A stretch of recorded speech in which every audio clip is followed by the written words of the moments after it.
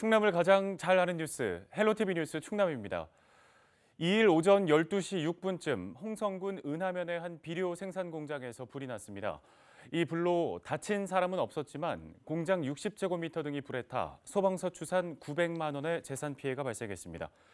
경찰과 소방당국은 퇴비에서 불이 시작된 것으로 보고 자연 발화 여부 등 정확한 화재의 원인을 파악하고 있습니다. 다음 소식입니다. 지난해 코로나19 유행 속에서도 충남의 흡연과 음주 비율이 감소하는 등 건강 지표가 개선된 것으로 파악됐습니다. 충남도가 발표한 2020년 지역사회 건강조사를 보면 충남 도민의 흡연율은 전년보다 1.3%포인트 감소한 20.2%로 조사됐습니다. 또 한 달에 한 번 이상 음주를 나타내는 월간 음주율은 전년보다 5.1%포인트 감소한 53.7%로 집계됐습니다. 흡연율과 음주율 모두 전국 평균보다 낮은 수치를 보였는데요. 이 밖에 비만율과 걷기 실천율이 증가하는 등 충남은 건강지표 13개 중 10개의 지표가 향상됐습니다.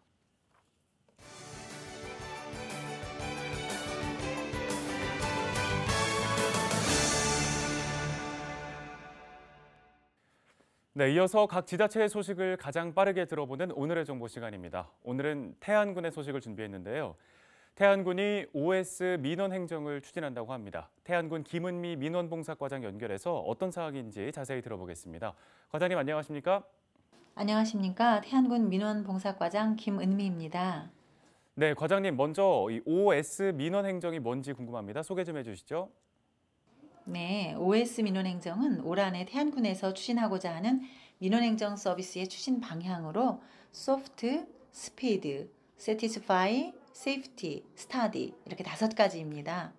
먼저 소프트, 부드러운 민원 응대로 민원 서비스 품질을 향상하고자 지난 3월 25일부터 26일까지 이틀에 걸쳐 신규 임용 공무원 126명을 대상으로 민원 응대 교육을 실시해 행정 업무 경험이 아직은 부족한 공직자들이 보다 전문적으로 민원인을 응대할 수 있도록 하였습니다.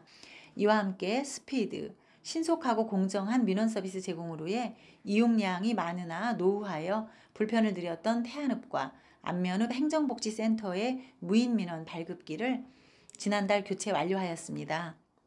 그리고 그간 연 1회 정비하였던 민원사무 편람을 분기별로 정비하여 보다 정확한 민원 서식과 절차를 안내드릴 계획이며 민원 처리 마일리지 제도 운영을 통해 처리 기간을 단축함으로써 신속한 서비스 제공에 만전을 기하겠습니다.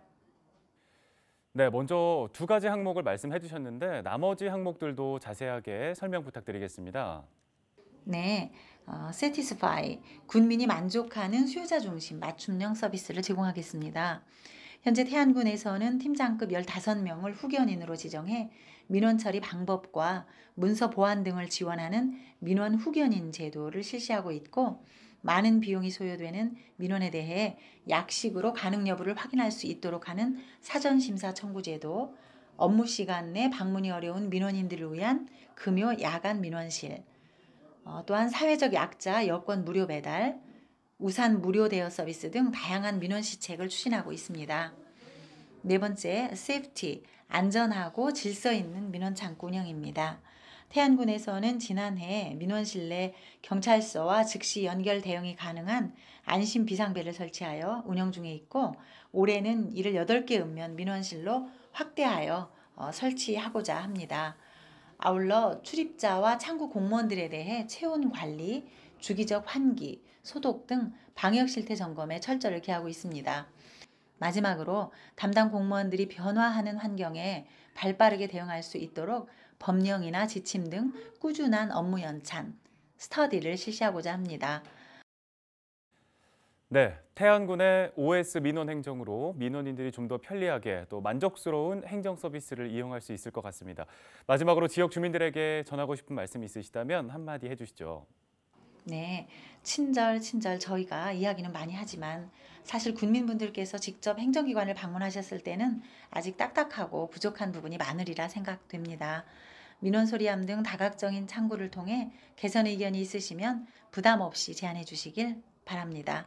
저희 공직자들도 모든 문제를 군민들의 편에서 한 번 더 생각하고 고민하면서 군민이 행복한 민원 서비스 제공에 노력하겠습니다. 많은 응원과 격려 부탁드립니다. 감사합니다. 네, 오늘 도움 말씀 잘 들었습니다. 고맙습니다. 지금까지 태안군 김은미 민원봉사과장이었습니다.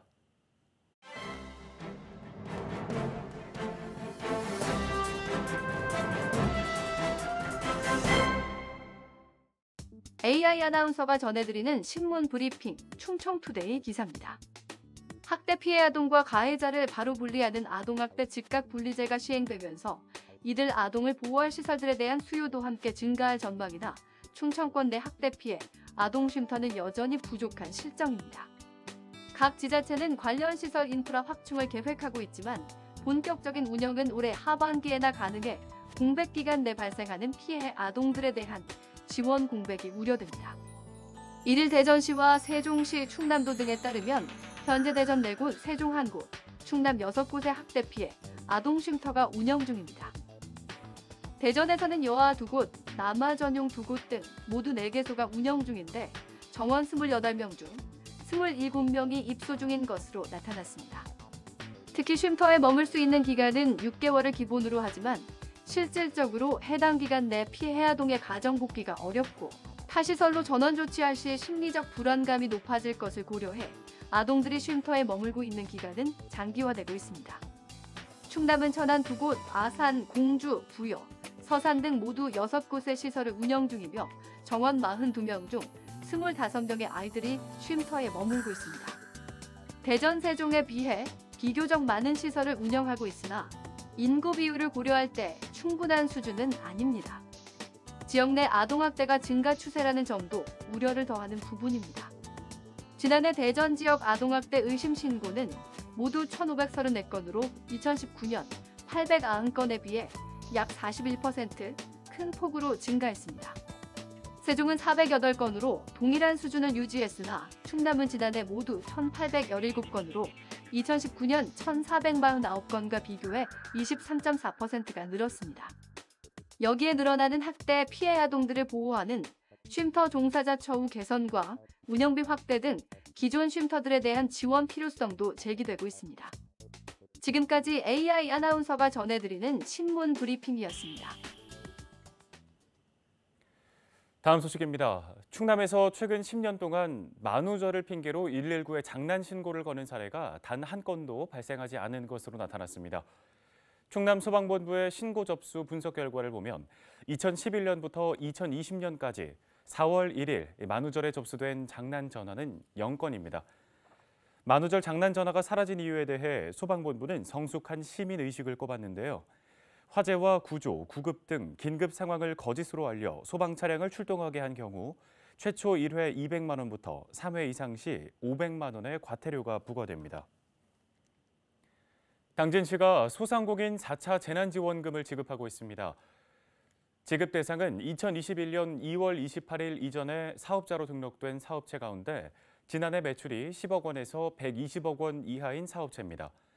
6주 이상 집합 금지 조치를 받은 유흥주점과 단란주점 등 업종은 매출 감소 여부와 관계없이 500만 원이 지원됩니다. 영업 제한 조치를 받고 전년 대비 매출이 감소한 PC방과 식당, 카페 등에는 300만 원이, 집합 금지나 영업 제한 조치를 받진 않았지만 매출이 20% 이상 감소한 경우에도 300만 원이 지원됩니다.